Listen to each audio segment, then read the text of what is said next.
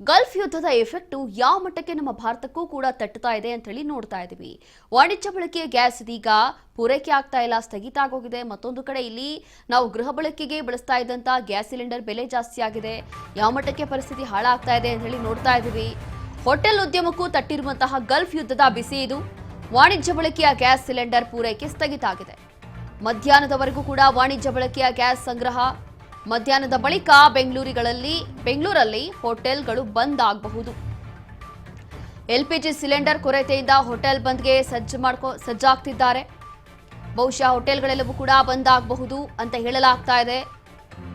ಇಡೀ ಹಿಸ್ಟ್ರಿಯಲ್ಲೇ ಹೋಟೆಲ್ಗಳು ಬಂದ್ ಆಗಿದ್ದಂತಹ ಉದಾಹರಣೆಯೇ ಇಲ್ಲ. ಎಂಥ ಪರಿಸ್ಥಿತಿ ಇದ್ರೂ ಕೂಡ ಹೋಟೆಲ್ಗಳು ಮಾತ್ರ ಇದ್ದೇ ಇರ್ತಾ ಇತ್ತು. ಆದ್ರೆ ಈಗ ಇರುವಂತಹ ಪರಿಸ್ಥಿತಿ ನೋಡಿದ್ರೆ ಹೋಟೆಲ್ಗಳು ಬಂದ್ ಆಗುವಂತ ಎಲ್ಲಾ ಲಕ್ಷಣಗಳು ಕಾಣಿಸ್ತಾ ಇದೆ. ಅವ್ರಿಗೆ ಕಮರ್ಷಿಯಲ್ ಸಿಲಿಂಡರ್ ಸಿಗ್ತಾ ಇಲ್ಲ ಅಂತಂದ್ರೆ ಮತ್ತೆ ಎಲ್ಲಿ ತಾನೇ ಅವರು ಕೂಡ ಹೋಟೆಲ್ ಅನ್ನ ನಡೆಸ್ತಾರೆ. ಸರಿ, ಬೆಲೆ ಜಾಸ್ತಿ ಮಾಡಿದ್ರು ಪರವಾಗಿಲ್ಲ, ಸಿಲಿಂಡರ್ ಕೊಡಿ ಅಂತಿದ್ದಾರೆ. 115 ರೂಪಾಯಿ ಜಾಸ್ತಿ ಮಾಡಿದ್ದಾರೆ ಕೇಂದ್ರ ಸರ್ಕಾರದಿಂದ. ಆದ್ರೂ ಕೊಡಿ, ಅಟ್ಲೀಸ್ಟ್ ಪೂರೈಕೆ ಮಾಡಿ ಅಂತ ಇದ್ದಾರೆ. ಬೆಂಗಳೂರಲ್ಲಿ ಕಮರ್ಷಿಯಲ್ ಗ್ಯಾಸ್ ಪೂರೈಕೆಯಲ್ಲಿ ಅಭಾವ ಉಂಟಾಗಿದೆ. ಪ್ರತಿದಿನ 22,000 ಕಮರ್ಷಿಯಲ್ ಗ್ಯಾಸ್ ಸಿಲಿಂಡರ್ ಪೂರೈಕೆ ಆಗ್ತಾ ಇತ್ತು. ಇಂದು ನಗರದಲ್ಲಿ ಒಟ್ಟಾರೆ 11,000 ಸಿಲಿಂಡರ್ಗಳು ಮಾತ್ರ ಪೂರೈಕೆ ಆಗಿದೆ. 22,000 ಎಲ್ಲಿ, 11,000 ಎಲ್ಲಿ? ಉಳಿದಂತೆ ಹೋಟೆಲ್ಸ್ಗಳಲ್ಲಿ ಸ್ಟಾಕ್ ಇದ್ದವರದ್ದು ಈ ಲೆಕ್ಕದಲ್ಲೇ ಬರೋದಿಲ್ಲ. ನಗರದಲ್ಲಿ ಕಮರ್ಷಿಯಲ್ ಗ್ಯಾಸ್ ಅಭಾವ ಉಂಟಾಗಲಿದೆ. ಮತ್ತಷ್ಟು ಸಮಸ್ಯೆ ಆಗುತ್ತೆ. ಈಗ ಮತ್ತಷ್ಟು ಮಾಹಿತಿಯನ್ನ ಕೊಡ್ತಾರೆ ನಮ್ಮ ಪ್ರತಿನಿಧಿ ಮಂಜುನಾಥ್. ಡೆಸ್ಕ್ ಇಂದ ಲೈವ್ ಅಲ್ಲಿ ಜಾಯ್ನ್ ಆಗ್ತಿದ್ದಾರೆ. ಮಂಜುನಾಥ್, ನೋಡ್ತಾ ಇದೀವಿ ಇಲ್ಲಿ ಯಾರೋ ಯುದ್ಧ ಮಾಡ್ತಾರೆ, ಯಾರೋ ಕಿತ್ತಾಡ್ತಾರೆ. ಆದ್ರೆ ಇಲ್ಲಿ ಬೆಲೆ ಕಟ್ತಾ ಇರೋದು ಯಾರು? ಜನಸಾಮಾನ್ಯರು ಅಥವಾ ಕಾಮನ್ ಪೀಪಲ್ಸ್ ಇದ್ರ ಬಗ್ಗೆ ತಲೆ ಕೆಡಿಸ್ಕೊಂಡು ಅವ್ರು ಈಗ ಪರದಾಡುವಂತ ಪರಿಸ್ಥಿತಿ ಬಂದ್ಬಿಟ್ಟಿದೆ. ಇನ್ನು ಹೀಗೆ ಏನಾದ್ರೂ ಕಂಟಿನ್ಯೂ ಆದ್ರೆ ಇನ್ನು ಏನೆಲ್ಲ ಹೊಡೆತಗಳು ಬಿಡಬಹುದು, ಯಾವ್ದ್ರಲ್ಲೆಲ್ಲ ವ್ಯತ್ಯಾಸಗಳು ಬರ್ಬೋದು ಅಂತ? ಹೌದು ರೋಶಿನಿ, ಸಾಮಾನ್ಯವಾಗಿ ನಾವು ಎರಡು ದೇಶಗಳ ನಡುವೆ ಯುದ್ಧ ನಡೆದಂಥ ಸಂದರ್ಭದಲ್ಲಿ ಸಾಮಾನ್ಯ ಜನರು ಅನ್ಕೊಳ್ಳುವಂಥದ್ದು ಏನು ಅಂತ ಹೇಳಿದ್ರೆ, ಯಾವುದೋ ರಾಷ್ಟ್ರದಲ್ಲಿ ಯುದ್ಧ ನಡೀತಾ ಇದೆ, ಅದಕ್ಕೂ ನಮಗೂ ಸಂಬಂಧ ಇಲ್ಲ ಅನ್ನುವ ರೀತಿಯಲ್ಲಿ ಅಂತಂದರೆ ಕೈ ಕಟ್ಕೊಂಡು ಕೂತ್ಕೊಳ್ತಿರ್ತಾರೆ. ಆದರೆ ಈ ಒಂದು ಪ್ರೆಸೆಂಟ್ ಸಿಚುವೇಶನನ್ನು ನಾವೇನು ನೋಡ್ತಾ ಇದ್ದೀವಿ, ಇದರಿಂದ ಅರ್ಥ ಮಾಡ್ಕೊಳ್ಬೇಕಾಗಿರುವಂಥದ್ದು ಯಾವ್ಯಾವ ರಾಷ್ಟ್ರದ ನಡುವೆ ಗಲಾಟೆ ಆದರೆ ಯಾವ ರೀತಿಯಾಗಿ ನೆರೆ ರಾಷ್ಟ್ರಗಳಿಗೆ ಇದು ಹೊಡೆತ ಬೀಳುತ್ತೆ ಅನ್ನುವಂಥದ್ದು ಇಲ್ಲಿ ಸ್ಪಷ್ಟವಾಗಿ ಗೊತ್ತಾಗುತ್ತೆ.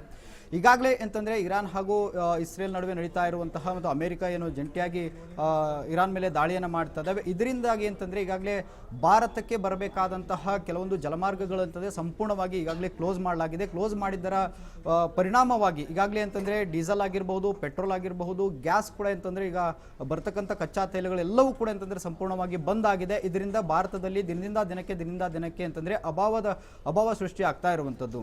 ನಿನ್ನೆ ಅಷ್ಟೇ ಅಂತಂದರೆ ಪೆಟ್ರೋಲ್ ಆಗಿರ್ಬೋದು, ಡೀಸೆಲ್ ಆಗಿರ್ಬೋದು, ಎಲ್ಲದರ ಮೇಲೆ 2 ರೂಪಾಯಿ 3 ರೂಪಾಯಿ ಜಾಸ್ತಿ ಮಾಡಿದ್ದಾರೆ. ಇದು ನೇರವಾಗಿ ಅಂತಂದರೆ ಜನಸಾಮಾನ್ಯರ ಮೇಲೆ ಹೊರೆ ಬೀಳುವಂಥದ್ದು. ಇಲ್ಲಿ ರಾಜ್ಯ ಸರ್ಕಾರದವರು ಕೂಡ ಕೇಂದ್ರದ ಮೇಲೆ ಆರೋಪವನ್ನು ಮಾಡ್ತಾರೆ. ಹಾಗೆ ರಾಜ್ಯ ಸರ್ಕಾರದವರು ಅಂತಂದರೆ ನಿಮ್ಗೆ ಎಷ್ಟು ಬೇಕು ಅಷ್ಟು ಅಂತಂದರೆ ಮೊದಲೇ ಸ್ಟಾಕನ್ನು ಇಟ್ಕೊಳ್ಬೇಕು, ಮತ್ತು ಬೇರೆ ರಾಷ್ಟ್ರದವರ ಜೊತೆಗೆ ಅಂತಂದರೆ ಮಾತುಕತೆಯನ್ನು ಮಾಡಿ ಅದನ್ನು ತರಿಸ್ಕೊಟ್ಟು ಅಂತಂದರೆ ರಾಜ್ಯದ ದೇಶದ ಜನರಿಗೆ ಅಂತಂದರೆ ಕೊಡುವಂಥ ಕೆಲಸವನ್ನು ಮಾಡಬೇಕು, ಅಭಾವ ಆಗದ ರೀತಿಯಲ್ಲಿ ನೋಡ್ಕೊಳ್ಬೇಕು ಅನ್ನುವಂತಹ ಒಂದು ಮಾತನ್ನ ಹೇಳ್ತಾರೆ. ಆದರೆ ನಿನ್ನೆಯಿಂದಲೂ ಕೂಡ ಅಂತಂದರೆ ಹೋಟೆಲ್ಗಳಿಗೂ ಕೂಡ ಅಂದರೆ ಕಮರ್ಷಿಯಲ್ ಗ್ಯಾಸ್ಗಳಿಗೂ ಕೂಡ ಅಂತಂದರೆ ಇದು ಭಾರಿ ಹೊಡೆತ ಬಿದ್ದಿರುವಂಥದ್ದು. ನಿನ್ನೆಯಿಂದ ಎಲ್ಲೂ ಕೂಡ ಕಮರ್ಷಿಯಲ್ ಗ್ಯಾಸ್ಗಳು ಸಿಗ್ತಾ ಇಲ್ಲ. ಸಿಕ್ಕರೂ ಕೂಡ ಅಂತಂದರೆ ಜಾಸ್ತಿ ಬೆಲೆಯಲ್ಲಿ ಮಾರಾಟ ಮಾಡ್ತಾ ಇದ್ದಾರೆ.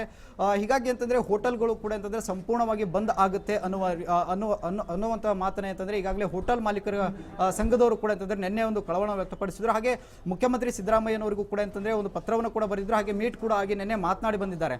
ನಮಗೆ ಯಾವುದೇ ರೀತಿಯಾಗಿ ಅಂತಂದರೆ ಸಮಸ್ಯೆ ಆಗದ ರೀತಿಯಲ್ಲಿ ತಾವು ಗ್ಯಾಸನ್ನು ಪೂರೈಕೆ ಮಾಡಬೇಕು, ಕಮರ್ಷಿಯಲ್ ಗ್ಯಾಸನ್ನು ಒದಗಿಸ್ಕೊಡಬೇಕು ಅನ್ನುವಂತಹ ನಿಟ್ಟಿನಲ್ಲಿ ಅಂತಂದರೆ ಮನವಿಯನ್ನು ಮಾಡಿಕೊಂಡಿದ್ರು. ಆದರೆ ನಿನ್ನೆಯಿಂದ ಇಲ್ಲಿಯವರೆಗೂ ಅಂತಂದರೆ ಅಂದರೆ ಪ್ರತಿದಿನ ಬೆಂಗಳೂರಲ್ಲಿ 22,000ಕ್ಕೂ ಹೆಚ್ಚು ಗ್ಯಾಸ್ಗಳು ಅಂತಂದರೆ ಸೇಲ್ ಆಗುತ್ತೆ, ಕಮರ್ಷಿಯಲ್ ಗ್ಯಾಸ್ಗಳು. ಆದರೆ ಇಲ್ಲಿಯವರೆಗೂ 11,000 ಗ್ಯಾಸ್ಗಳು ಮಾತ್ರ ಸಿಕ್ಕಿದೆ ಅಂತ ಹೇಳಲಾಗ್ತಾ ಇದೆ. ಆದರೆ ಇನ್ನು ಮುಂದೆಯೂ ಕೂಡ ಎಂತಾದರೂ ನಾಳೆ ನಾಡಿದ್ದು ಗ್ಯಾಸ್ಗಳು ಕಮರ್ಷಿಯಲ್ ಗ್ಯಾಸ್ಗಳು ಸಿಗದೇ ಆದಂಥ ಸಂದರ್ಭದಲ್ಲಿ ಸಂಪೂರ್ಣವಾಗಿ ಹೋಟೆಲ್ಗಳು ಬಂದ್ ಆಗುತ್ತೆ ಅನ್ನುವಂತಹ ಮಾತನ್ನ ಹೋಟೆಲ್ ಮಾಲೀಕರ ಸಂಘದವರು ಹೇಳ್ತಾ ಇರುವಂಥದ್ದು. ಈಗಾಗಲೇ ರಾಜ್ಯದ ಮೂಲೆಯಲ್ಲೂ ಕೂಡ ಅಂತಂದರೆ ಈ ಕಮರ್ಷಿಯಲ್ ಗ್ಯಾಸ್ನ ಅಭಾವ ತುಂಬ ಎದ್ದು ಕಾಣ್ತಾ ಇರುವಂಥದ್ದು. ಜನ ಕೂಡ ಅಂತಂದರೆ ಇದರ ಬಗ್ಗೆ ಮಾತನಾಡ್ತಾ ಇದ್ದಾರೆ. ಕೆಲವೊಂದು ಕಡೆ ಹೋಟೆಲ್ಗಳು ಈಗಾಗಲೇ ಸಂಪೂರ್ಣವಾಗಿ ಬಂದ್ ಆಗಿರುವಂಥದ್ದು. ಇದನ್ನು ಹೊರತುಪಡಿಸಿ ಅಂತಂದರೆ ಇದೇ ರೀತಿಯಾಗಿ ಮುಂದುವರೆದರೆ, ಒಂದು ವೇಳೆ ಮುಂದುವರೆದೇ ಆದ ಸಂದರ್ಭದಲ್ಲಿ ಅಲ್ಟರ್ನೇಟ್ ಏನಾದರೂ ಬೇರೆ ವ್ಯವಸ್ಥೆ ಮಾಡ್ಕೊಳ್ತಾರೆ. ಇದರಿಂದ ನೇರವಾಗಿ ಜನರ ಮೇಲೆ ಅಂತಂದರೆ ಪರಿಣಾಮ ಬೀರುತ್ತೆ. ಯಾಕೆ ಅಂತ ಹೇಳಿದ್ರೆ ಸಾಮಾನ್ಯವಾಗಿ ಈಗ ಗ್ಯಾಸ್ ಅವರಿಗೆ ಸಿಗ್ತಾ ಇಲ್ಲ ಅಂತ ಹೇಳಿದ್ರೆ ಕಡಿಮೆ ದರಕ್ಕೆ ಒಂದು ಗ್ಯಾಸ್ ತೆಗೆದುಕೊಂಡ್ಬಂದು ಅಡುಗೆಯನ್ನು ಮಾಡ್ತಾರೆ. ಅವರು ಅಂತಂದರೆ ಒಲೆಗೆ ಡಿಪೆಂಡ್ ಆದರೆ ಅಲ್ಲಿ ಮತ್ತಷ್ಟು ಅಂತಂದರೆ ಖರ್ಚು ಮಾಡಬೇಕಾಗುತ್ತೆ, ಬೇರೆ ವ್ಯವಸ್ಥೆಯನ್ನು ಮಾಡ್ಕೊಳ್ಬೇಕಾಗುತ್ತೆ. ಇದನ್ನು ನೇರವಾಗಿ ಜನರ ಮೇಲೆ ಹೊರೆಯನ್ನು ಹಾಕುವಂತಹ ಚಾನ್ಸಸ್ ಕೂಡ ಇರುತ್ತೆ. ಯಾವ ಕ್ಷಣದಲ್ಲಿ ಬೇಕಾದರೂ ಅಂದರೆ ಈಗ ಸರ್ಕಾರ ಏನಾದರೂ ಮಾಡಿ ಅಲ್ಲಿಂದ ಗ್ಯಾಸ್ಗಳನ್ನು ಸ್ಟಾಕ್ ತರಿಸ್ಕೊಳ್ಳೋದಾಗಿರ್ಬೋದು, ಇನ್ನಿತರ ಏನಾದರೂ ವ್ಯವಸ್ಥೆಯನ್ನು ಮಾಡ್ಕೊಂಡ್ರೆ ಓಕೆ. ಒಂದು ವೇಳೆ ವ್ಯವಸ್ಥೆಯನ್ನು ಮಾಡ್ಕೊಳ್ಳದೇ ಇದ್ದಂಥ ಸಂದರ್ಭದಲ್ಲಿ ನೇರವಾಗಿ ಜನರಿಗೆ ಇದರಿಂದ ಪರಿಣಾಮ ಬೀರುವಂಥದ್ದು ಎರಡು ಮಾತಿಲ್ಲ. ಎಸ್ ಮಂಜುನಾಥ್, ಇಲ್ಲಿ ಮುಖ್ಯವಾಗಿ ಈ ಒಂದು ವಿಚಾರ ಅಥವಾ ಈ ಒಂದು ಸಮಸ್ಯೆ ಇನ್ನು ಎಷ್ಟು ದಿನ ಹೀಗೆ ಮುಂದುವರಿಯುತ್ತೆ? ಅದರಲ್ಲೂ ಕೂಡ ಒಂದಷ್ಟು ಜನ ನಮ್ಮ ಒಂದು ರಾಜ್ ನ್ಯೂಸ್ ಜೊತೆ ತಮ್ಮ ಅಭಿಪ್ರಾಯವನ್ನ ತಿಳಿಸುವಂತಹ ಸಂದರ್ಭದಲ್ಲಿ ಏನ್ ಹೇಳಿದ್ರು ಅಂದ್ರೆ, ಬಹುಶಃ ನಾವು 90s ಅಲ್ಲಿ ಹೇಗೆ ಬಾಳ್ತಾ ಇದ್ರು ಅಂತಂದ್ರೆ ಗ್ಯಾಸು ಅಥವಾ ಈ ಒಂದು ಪೆಟ್ರೋಲ್ ಡೀಸೆಲ್ ಇದ್ರ ಮೇಲೆ ಯಾರು ಡಿಪೆಂಡ್ ಆಗಿರಲಿಲ್ಲ. ಆವಾಗಿನ ಜೀವನನೇ ಬೇರೆ ರೀತಿಯಾಗಿತ್ತು. ಅದೇ ರೀತಿ ಏನಾದ್ರೂ ಲೈಫ್ ಮುಂದೆ ಬರಬಹುದಾ ಅನ್ನುವಂಥದ್ದು ಜನ ಪ್ರಶ್ನೆ ಮಾಡ್ತಿದ್ದಾರೆ. ಏನು ಅದೇ ರೀತಿ ಆಗ್ಬೋದಾ ಅಂತಂದ್ರೆ ಇಲ್ಲಿ ಸೌದೆ ಒಲೆ ಬಳಸೋದು ಅಥವಾ ಸೈಕಲ್ ಓಡಿಸೋದು ಅಥವಾ ಆದಷ್ಟು ವಾಹನಗಳನ್ನ ಅವಾಯ್ಡ್ ಮಾಡೋದು ಇದೆಲ್ಲವೂ ಕೂಡ ಆಗುತ್ತಾ ಹೀಗೆ ಕಂಟಿನ್ಯೂ ಆದ್ರೆ ಅಂತ? ಇಲ್ಲ ರೋಶಿನಿ, ಹಾಗಾಗೋದಿಲ್ಲ. ಯಾಕೆ ಅಂತ ಹೇಳಿದ್ರೆ ಎರಡು ರಾಷ್ಟ್ರಗಳ ಮಧ್ಯೆ ಯುದ್ಧ ನಡೆದಂಥ ಸಂದರ್ಭದಲ್ಲಿ ಅದು ತಾರಕಕ್ಕೇರಿದಾಗ ಸ್ವಲ್ಪ ದಿನ ಮುಂದೆ ಹೋಗಬಹುದೇ ಹೊರತಾಗಿ ಅದು ಕಂಟಿನ್ಯೂ ಆಗೋದಿಲ್ಲ. ಮತ್ತು ಎರಡು ರಾಷ್ಟ್ರಗಳು ನಿರ್ನಾಮ ಆಗುವ ಮಟ್ಟಿಗೇನು ಇಲ್ಲಿ ದಾಳಿಯನ್ನು ಮಾಡೋದಿಲ್ಲ. ಆದರೆ ಈ ಒಂದು ಯುದ್ಧದ ನಡುವೆ ಈಗ ಏನು ಇರಾನ್ ಮತ್ತು ಇಸ್ರೇಲ್ ನಡುವೆ ನಡೀತಾ ಇರುವಂಥ ಯುದ್ಧದ ನಡುವೆ ಅಂತಂದರೆ ಮಧ್ಯಸ್ಥಿಕೆ ವಹಿಸಿ ಯಾರಾದರೂ ರಾಜಿಯನ್ನು ಮಾಡಿದ ಅಂತ ಸಂದರ್ಭದಲ್ಲಿ ಅಥವಾ ನಮ್ಮ ಈ ಕೇಂದ್ರ ಸರ್ಕಾರದ ನಾಯಕರುಗಳು ಇರಾನ್ ಗೌರ್ಮೆಂಟ್ ಅಧಿಕಾರಿಗಳ ಜೊತೆಗೆ ಮಾತನಾಡಿ ಸಂಧಾನ ಮಾಡಿದ ಅಂತ ಸಂದರ್ಭದಲ್ಲಿ ಅಲ್ಲಿರುವಂತಹ ಕಚ್ಚಾ ತೈಲ ಮತ್ತೆ ನಮಗೆ ಪೂರೈಕೆ ಆಗುತ್ತೆ. ಒಂದು ವೇಳೆ ಆಗದೇ ಇದ್ದಂಥ ಸಂದರ್ಭದಲ್ಲಿ ಒಂದು 15 ದಿವಸ 20 ದಿವಸ ಮುಂದೆ ಹೋಗಬಹುದು. ಹೋದಂಥ ಸಮಯದಲ್ಲಿ ಬೇರೆ ರಾಷ್ಟ್ರಗಳಿಂದಲೂ ಕೂಡ ಅಂತಂದರೆ ಎಕ್ಸ್ಪೋರ್ಟ್ ಮಾಡ್ಕೊಳ್ಳುವಂತಹ ಕೆಲಸವನ್ನು ಮಾಡ್ತಾರೆ. ಆದರೆ ಆ ರೀತಿಯಾಗಿ ಏನೋ ಮತ್ತೆ ಯಾವುದಕ್ಕೂ ನಾವು ಡಿಪೆಂಡ್ ಆಗಿ ಬದುಕಲ್ಲ ಅನ್ನುವಂಥ ರೀತಿಯಲ್ಲಿ, ಯಾಕೆಂದರೆ ದಿನಮಾನಗಳ ಮುಂದೆ ಹೋದ ಹಾಗೆ ಜನ ಇದಕ್ಕೆ ಇವತ್ತಿನ ದಿನಕ್ಕೆ ಅಂತಂದರೆ ಅಡ್ಜಸ್ಟ್ ಆಗಿರ್ತಾರೆ, ಮತ್ತೆ ಹಿಂದೆ ಹೋಗೋದಕ್ಕಾಗೋದಿಲ್ಲ. ಒಂದು ವೇಳೆ ಏನಾದರೂ ಆ ಥರ ಹಿಂದೆ ಹೋಗಿದ ಅಂತ ಸಂದರ್ಭದಲ್ಲಿ ಅದು ಇಡೀ ಸಂಪೂರ್ಣ ರಾಷ್ಟ್ರದ ಮೇಲೆ ಪರಿಣಾಮ ಬೀರುತ್ತೆ. ಯಾಕೆಂತ ಹೇಳಿದ್ರೆ ಇವತ್ತಿನ ಜನರೇಷನ್ ಎಷ್ಟು ಫಾಸ್ಟ್ ಆಗಿರುತ್ತೆ ಅಂತ ಹೇಳಿದ್ರೆ ಬೇರೆ ರಾಷ್ಟ್ರಗಳಿಗೆ ಕಂಪೇರ್ ಮಾಡಿದ್ರೆ ನಾವು ಇನ್ನೂ 10-20 ವರ್ಷಗಳ ಕಾಲ ಹಿಂದೆ ಇದ್ದೀವಿ. ಮತ್ತೆ ನಾವೇನಾದರೂ ಆ ಥರದ ಹಿಂದೆ ಹೋಗ್ತೀವಿ ಅಂತ ಅನ್ನೋದಾದರೆ ಅದು ತುಂಬ ಮೂರ್ಖತನ ಮತ್ತು ಆ ಥರ ಆಗೋದಕ್ಕೆ ಚಾನ್ಸ್ ಕೂಡ ಇಲ್ಲ. ಯಾಕೆಂತ ಹೇಳಿದ್ರೆ ಪ್ರತಿ ವರ್ಷವೂ ಕೂಡ ಮುಂದೆ ಹೋಗ್ತಾ ಇರ್ತಾರೆ.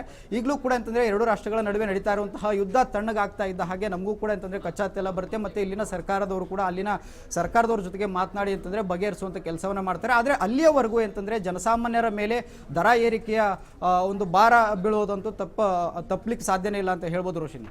ಥ್ಯಾಂಕ್ ಯು ಮಂಜುನಾಥ್, ನಿಮ್ಮೆಲ್ಲ ಮಾಹಿತಿಗಾಗಿ.